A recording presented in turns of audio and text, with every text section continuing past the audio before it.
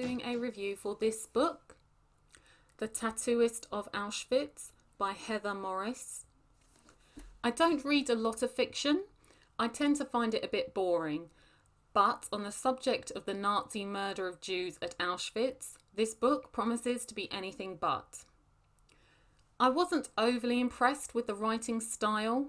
It was a little too easy and unchallenging for me. The subject matter, however, sharply contrasts the style of writing.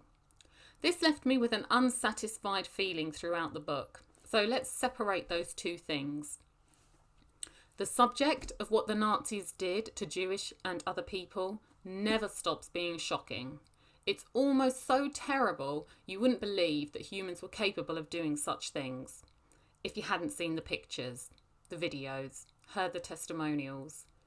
The fact that normal humans fell into these two opposing camps of torturers and abused so relatively easily and quickly clearly demonstrates how fragile our civilizations are and why we should never take for granted our rights and freedoms or fail to protect them.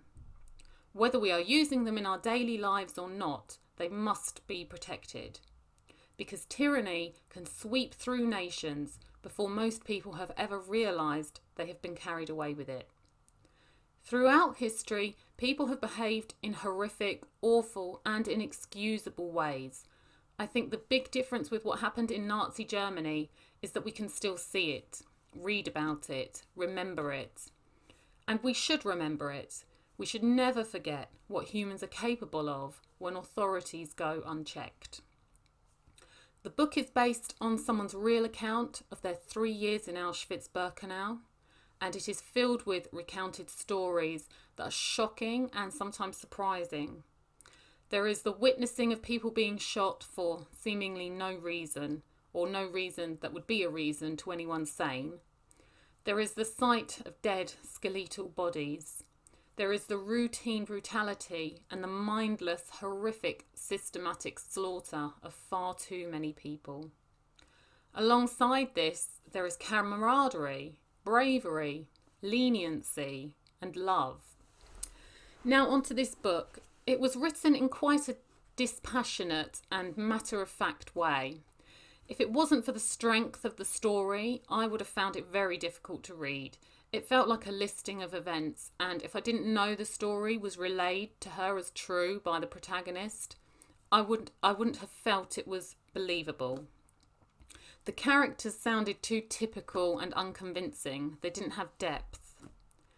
At the end of the book, Morris shares her experience of meeting Lael, the man behind the book, and of her experience writing his story, as well as an excerpt from Lael and Gita's son.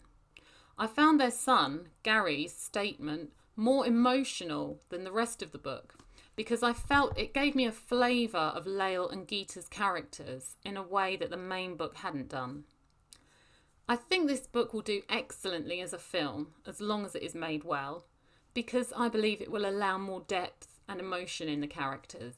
It seems that it was originally developed as a screenplay, but I can't find it anywhere, so if anyone can direct me to it, please do.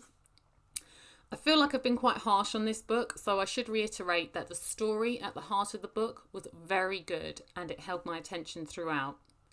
The Tattooist of Auschwitz is a true testimonial of a man's experience in the concentration camps, of his willingness to do whatever it took to survive, and how he found the love of his life there.